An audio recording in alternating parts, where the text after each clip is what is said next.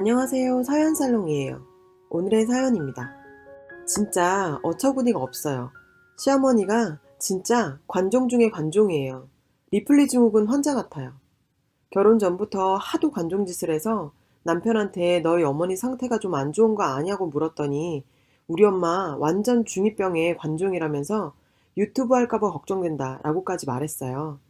진짜 한 10년만 젊었으면 유튜브 크리에이터로 성공하셨을 거예요. 우선 관종 첫 번째 스텝. 아픈 척 예민한 척하기. 자긴 에어컨 바람 못 쐰다는데 시댁에 에어컨이 3대예요. 상견례를 7월 중순 더워 죽겠는 날에 했어요. 긴팔 원피스 입고도 춥다고 에어컨 꺼달라. 저희가 룸으로 따로 예약했는데 바깥 공기 춥다고 멀쩡한 홀 에어컨도 끄라고 난리. 상견례 끝나고 거기서 춥게 있었더니 병이 났나 보다 하면서 3일 몸살을 앓았다고 해요. 근데 제일 웃긴 게 가족들 중 누구도 관심이 없어요. 그때 몸살이라면서도 소고기 잘만 구워 드셨어요. 구워 드시면서도 끙끙 앓는 소리 하시던걸요. 병원 한 번 안 가고 집에서 에어컨 3대 켜놓고 잘 살았는데 이 땡여름에 상견례장에서 무슨 차가운 기운을 느끼냐며 남편이 걱정하면 저렇게 더한다고 하면서 그냥 네 하고 상 치워버렸어요. 그 이후에 시댁 가서 보니까 저 가면 에어컨 끄고 가디건 입고 있더라고요. 이미 에어컨 하도 켜서 공기가 서늘하죠. 그리고 먼 음식만 먹으면 체하고 토해요. 떡이나 찰밥 같은 건 먹고 체하는 사람 많으니 그럴 수 있죠. 살다 커피 마시고 체했던 사람은 어머니가 처음이네요. 저희 엄마는 체하려면 냉수 먹다가도 체하는 법이다 했지만 이제까지 어머님 봐온 결과 커피 마시고 체했다고 가스활명수에 소화제 먹는 게 그렇게 이상해 보일 수가 없어요. 역시나 절대 병원은 안 가요.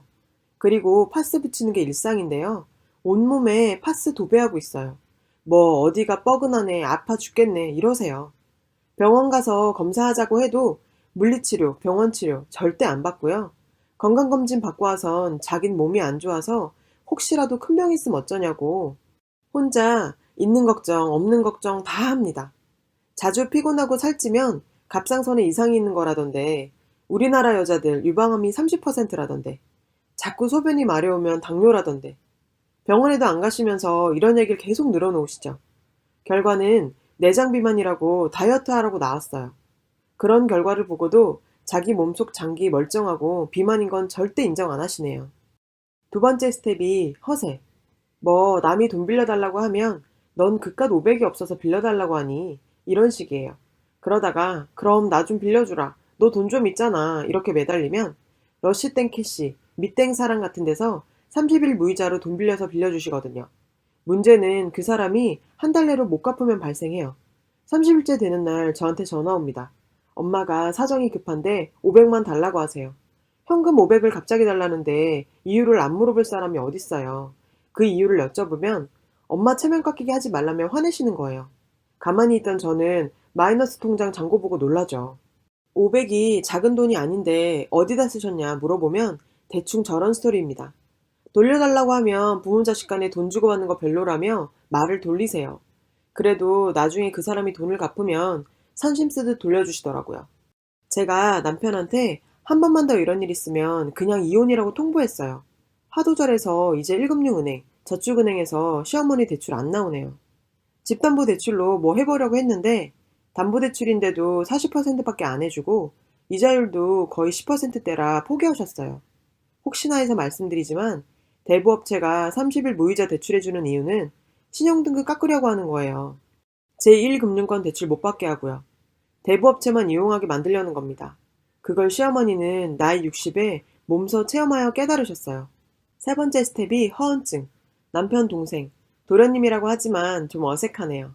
여튼 도련님이 세무회계법인에서 근무하다가 세무사 1차 합격한 상태.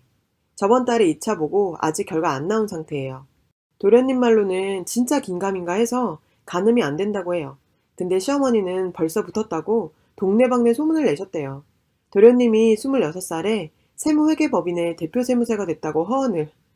사람들이 명함 달라고 하면 수습기간이라 명함이 없다고 도련님 번호 다 알려주시고 다녔답니다. 도련님 쪽팔려서 동네 밖으로 나갈 수가 없대요. 동네 5만 사람 세무상담 해주고 있어요. 그것도 무료로요. 잘 안 되면 따지는 인간들 때문에 일을 못할 지경이라 핸드폰 번호를 바꿔버렸을 정도예요. 제 남편은 회계사이고 지금 로스쿨을 진학하고 싶어 합니다. 근데 로스쿨이 돈이 좀 많이 들어요. 한 4에서 5년 정도는 남편한테서 수입 기대가 어려운 상황이라서 둘이 고민하고 있었어요.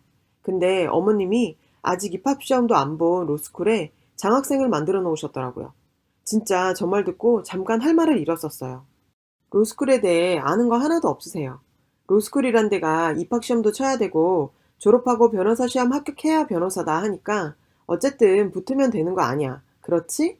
이래놓고 다른 사람이 로스쿨에 대해 물어보면 진짜 말도 안 되는 소리 해놓으세요. 로스쿨 졸업 안 해도 변호사 시험 볼 수 있다. 변시 1등에서 10등으로 붙으면 판사다 등등.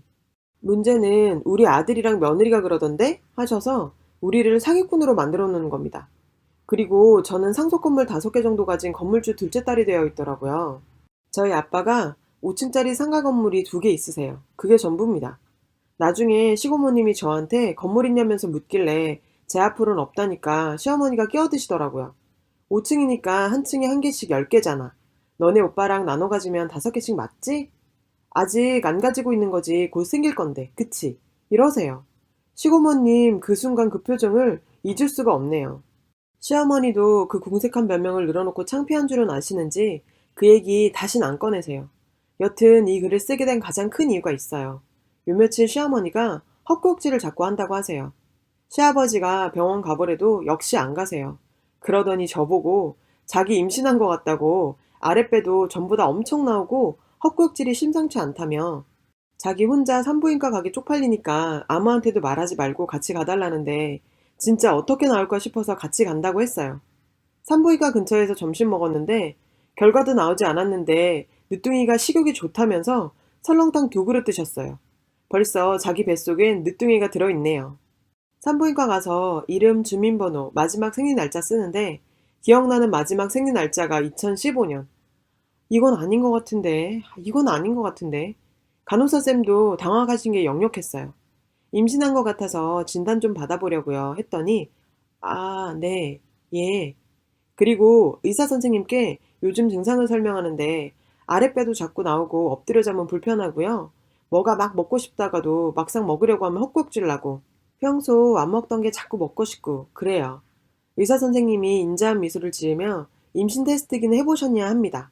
그러니까 어머니께서 부끄러워서 못 해봤다 하시네요. 일단 그거부터 해보자고 하셨어요. 하고 왔죠. 당연히 2줄이 나올 리가 없죠. 의사 선생님이 더더욱 인자한 미소를 지으며 마지막 생리일이 2015년이신데 그 이후로는 한 번도 안 하신 거냐고 물었어요.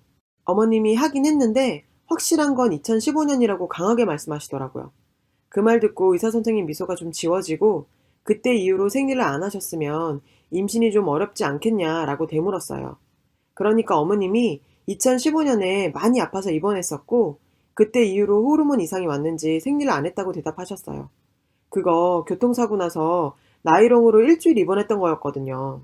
부러지지도 않은 발목이 부러진 것 같다고 아프다고 누워만 있었어요.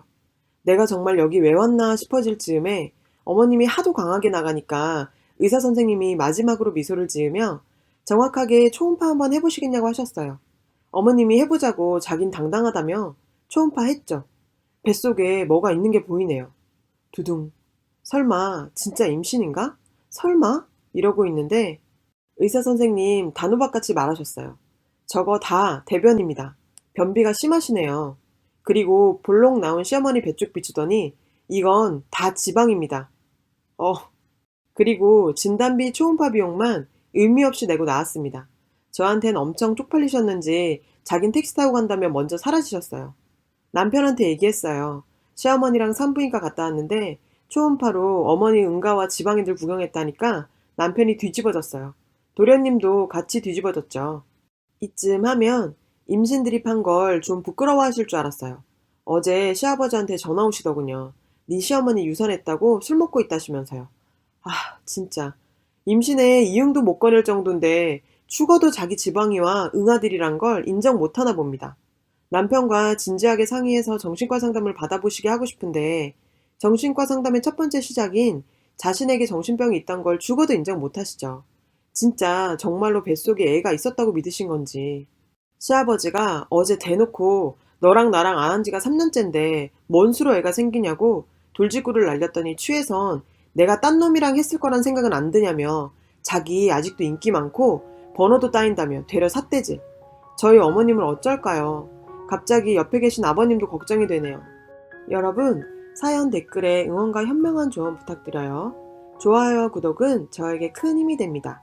오늘도 좋은 일 가득하세요.